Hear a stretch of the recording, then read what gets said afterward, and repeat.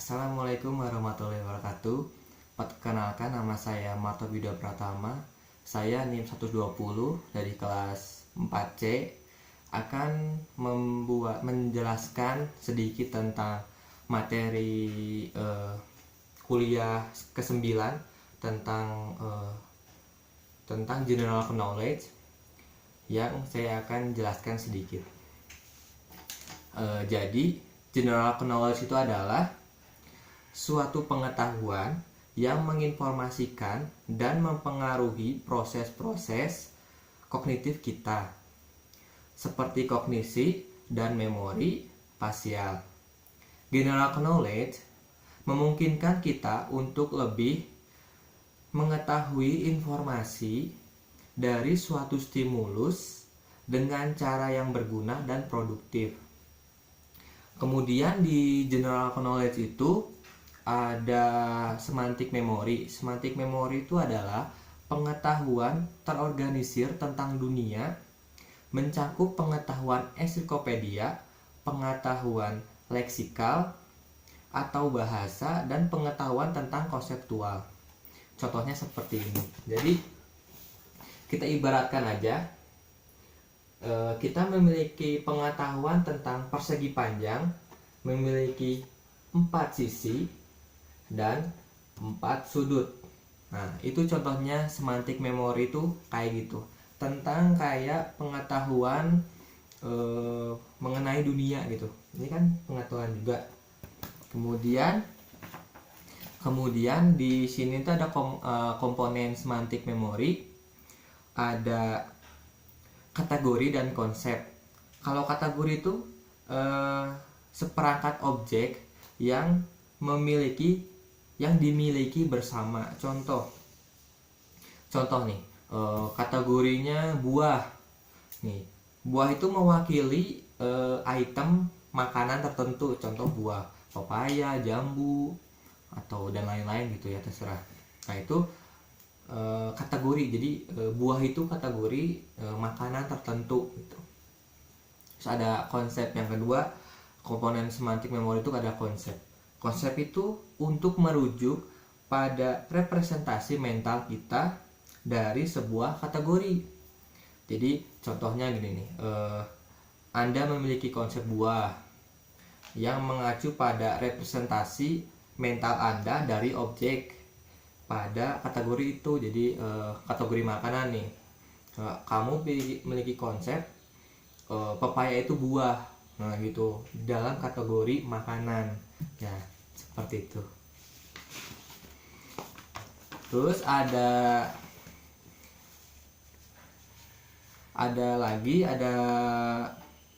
fungsi semantik memori. Fungsi semantik memori aku bacain ya.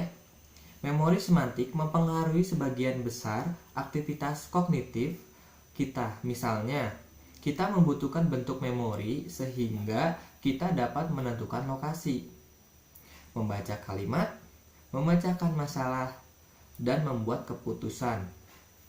Memperkecil tempat yang diperlukan untuk menyimpan suatu ingatan. Jadi semantik memori ini memungkinkan Anda memberikan kode pada objek yang Anda temui. Meskipun objek itu tidak identik, Anda dapat menggabungkan bersama berbagai objek serupa dengan menggunakan konsep satu kata. Misalnya nih, misalnya rujak. Rujak tuh kan ada banyak buah ya. Kita kan kalau ngapalin semuanya itu kan bingung ya. Mungkin ada pepaya, ada jambu, ada pepaya, jambu, mungkin ada kadang-kadang juga ada timun, ada apa gitu kan. Nah, si semantik memori ini kita kodenya gini, kita bisa mencakup semuanya hanya menggunakan kode tertentu. Misal kalau buah yang banyak menggunakan bumbu itu kan tinggal ngomong rujak, jadi kan nggak usah nyebutin semuanya, tapi orang tahu itu rujak itu berbagai macam buah. Oke. Terus ada pendekatan dalam semantik memori. Di sini tuh ada the future compression model, ada the prototype approach, ada the exemplar approach, terus ada the network model. Di sini saya akan menjelaskan hanya 2, yang future comparison model sama yang prototype approach. Ini kalau yang future comparison model tuh atau di translate itu adalah model perbandingan unggulan. Contoh jadi artinya itu suatu pendekatan yang menyatakan bahwa suatu konsep-konsep disimpan dalam memori berdasarkan daftar dari fitur-fitur atau karakteristik penting. Jadi future comparison model tuh dia itu dapat menjelaskan efek kas gitu. Mungkin bisa dicontohin, nanti aku tampilin gambarnya. Gini aja. Jadi gini. Aku bacain ya. Untuk setiap item di bawah ini, jawablah segera mungkin benar atau salah. Yang pertama, pudel adalah anjing. Yang kedua, tupai adalah binatang. Yang ketiga, bunga adalah batu. Wortel adalah sayuran. Yang kelima, mangga adalah buah. Terus yang keenam adalah petunia adalah pohon. Yang ketujuh adalah robin adalah burung. Dan yang kedelapan adalah rutabaga adalah sayuran. Terus kita jawab benar salah gitu kan.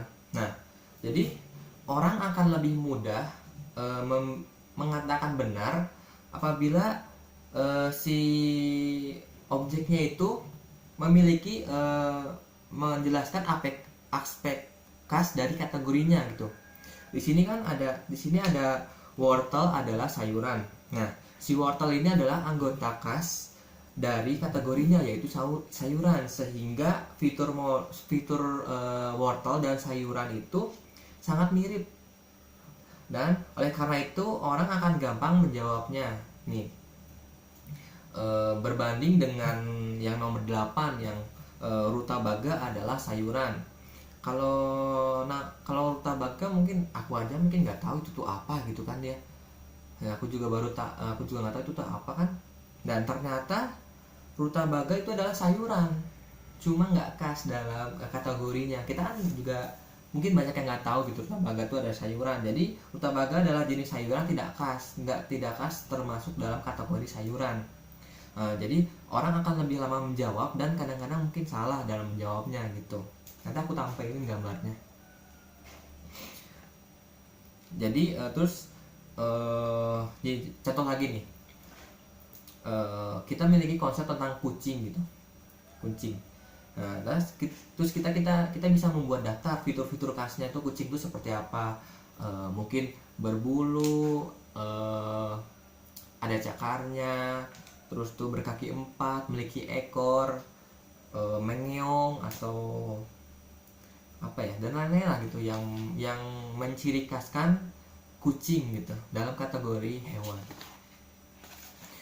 Terus ada the prototype approach. Sini aku bacain penjelasannya. Merupakan suatu pendekatan yang membantu kita mengorganisasi setiap kategori berdasarkan prototipenya. Prototype yang dibuat berdasarkan item yang paling tipikal dan dari setiap kategori. Jadi contohnya ini aja ya. Nanti aku tampilin gambarnya. Aku bacain. Jadi kategori burung. Yang gambar pertama itu ada burung robin, yang kedua itu ada burung pipit, yang ketiga itu ada burung unta, yang keempat itu ada penguin. Nah, semua yang gambar yang tadi itu termasuk kategori burung. Akan tetapi burung robin dan pipit yang lebih prototipikal dari kategori yang lebih mendekati kategorinya. Sedangkan burung unta dan burung penguin masuk ke dalam non prototipe atau yang tidak dekat dengan ciri prototipe dari kategorinya. Setiap anggota dari suatu prototipe pasti memiliki prototipikal yang berbeda. Prototipikal itu adalah derajat kemiripan dengan prototipe. Jadi burung pipit sama burung robin itu kan hampir sama ya. Jadi memiliki ciri khas seperti badannya kecil, terus yang sayapnya kecil, terus tuh yang paruhnya lancip, nggak terlalu besar, jadi kan sama gitu. Sedangkan kalau burung unta kalau dibandingkan dengan burung pipit kan beda jauh gitu. Burung unta kan besar, tinggi, berkaki jenjang, terus dia juga nggak bisa terbang gitu. Kalau burung pipit sama burung lobster kan sama-sama bisa terbang, kecil gitu. Kalau penguin kan burung yang di berenang gitu kan, burung yang dalam air gitu, nggak bisa terbang gitu. Ya seperti itu. Nanti aku tampilin gambarnya. Terus ada prototype versus comparison model. Suatu barang termasuk pada kategori asalkan memiliki fitur yang diperlukan dan memadai. Jadi contoh, nanti aku tampilkan. Jadi contoh, ada kategori tentang bujangan. Bujangan diartikan tuh pria yang belum menikah kan, ya. Jadi kalau future comparison itu contoh nih di orang A, dia memiliki sepupu laki-laki yang berusia 32 tahun yang belum menikah. Terus dia juga memiliki keponakan laki-laki umur 2 tahun kan, masa umur 2 tahun udah nikah gitu kan, masih belum nikah. Terus ada ada pendeta Katolik yang sudah lanjut usia. Setahu aku kalau pendeta Katolik itu tidak menikah ya gitu ya. Nah, jadi ketiga itu fitur yang bisa didefinisikan itu adalah laki-laki, semua laki-laki. Tadi kan yang sepupu laki-laki umur 32 tahun itu laki-laki, terus yang memiliki keponakan laki-laki usia 2 tahun, terus pendeta Katolik yang pendeta Katolik laki-laki yang usianya 2 tahun sudah tua kan, itu semua laki-laki. Jadi fitur yang bisa didefinisikan itu laki-laki yang pertama. Yang kedua adalah belum menikah. Nah, jadi kalau yang future comparison itu dapat fitur yang didefinisikan itu apa yang membuat mereka itu sama. Nah gitu. Sedangkan kalau prototype itu adalah pria yang 25 tahun belum menikah. Jadi ibaratnya nih, aku punya teman nih. Kalau prototype orang 25 tahun belum nikah, terus ada teman aku yang 25 tahun nih. Terus orang-orang tuh nanya gini, udah punya anak berapa gitu. Padahal dia tuh belum nikah. Karena prototipe di masyarakat itu 25 tahun udah menikah, padahal nggak semuanya. Contohnya tadi teman aku kan belum menikah 25 tahun kan, jadi gitu. Jadi prototipe itu lebih ke yang mengorganisasikan setiap kategori berdasarkan prototipenya. Itu perbedaannya cuma itu. Terus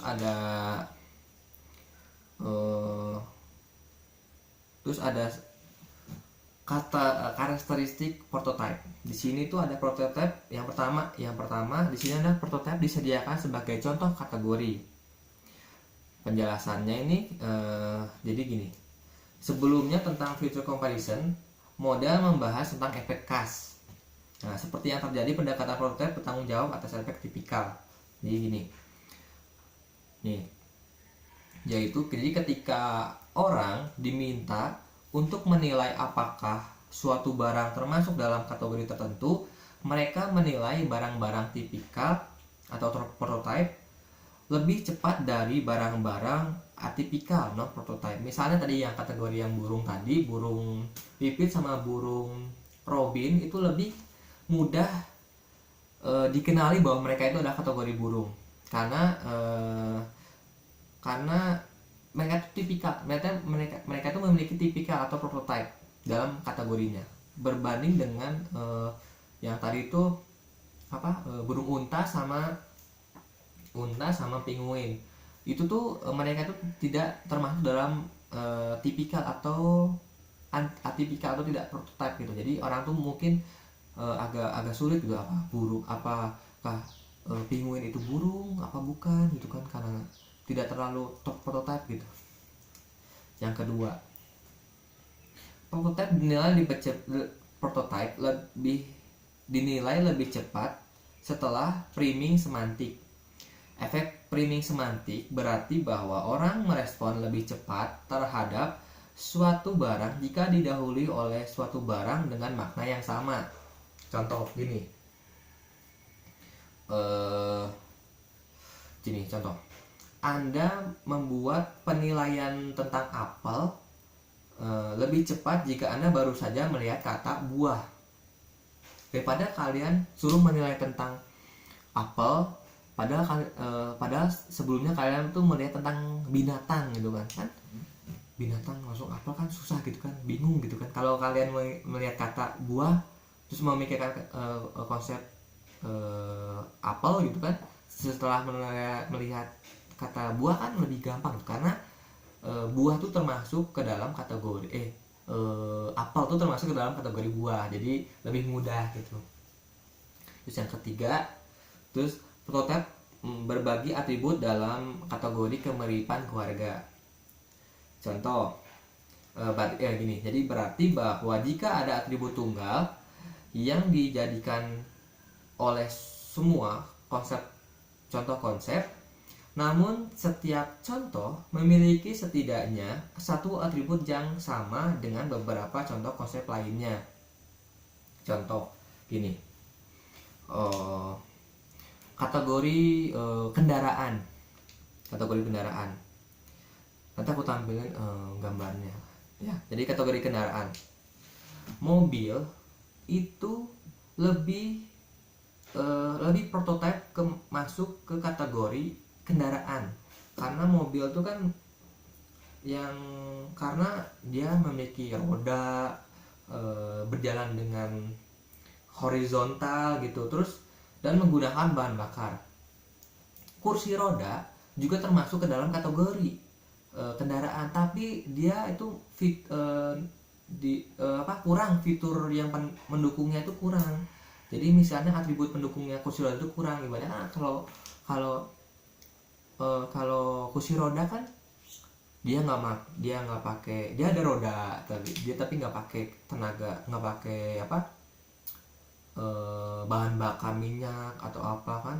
Kita kan mengkategorikan bahwa kendaraan itu harus menggunakan bahan bakar gitu kan, sedangkan kalau yang kursi roda itu kan tidak menggunakan. Jadi dia itu fitur atributnya itu kurang untuk masuk ke kategori kendaraan, tapi dia masuk kategori kendaraan seperti itu. Terus ada level of categorization, adalah bagaimana semantik kategori terstruktur dalam beberapa level atau tingkatan. Ada 3 level nih. Yang pertama itu ada level superordinate level, terus ada basic level, terus ada subordinate level. Ini contohnya gini aja. Superordinate levelnya itu kendaraan tuh paling atas. Terus basic levelnya itu kendaraan, contohnya itu kayak kendaraan di laut, kendaraan di udara, kendaraan di darat. Jadi ada 3 gitu. Terus kalau subordinate levelnya tuh, nah kendaraan laut tuh apa? Kapal atau perahu atau mungkin jet ski atau apa-apa kan, dan lain-lain. Nah kalau yang kendaraan udara itu pesawat atau apa gitu kan. Nah kalau kendaraan darat tuh contoh seperti mobil, motor, sepeda atau apa. Nah itu masih bisa lagi diturunin lagi, kayak kendaraan darat tuh kayak apa, motor Honda, Suzuki atau apa. Nah itu bisa turunin lagi, jadi berkategori dari yang asalnya bersifat umum turunin lagi sampai itu bersifat khusus. Jadi hanya bisa khusus, jadi lebih khusus gitu, jadi umum ke khusus seperti itu. Jadi mungkin itu aja yang bisa aku jelasin. Mohon maaf bila ada kesalahan dalam segi pengucapan aku atau dalam segi videonya. Semoga yang mendengar bisa mencermati atau mengambil apa yang aku jelasin. Semoga tetap sehat semua, tetap semangat belajar online-nya. Saya Mata Video Pratama, NIM 120 dari angkatan 2018 Psikologi, pamit undur diri dan dah.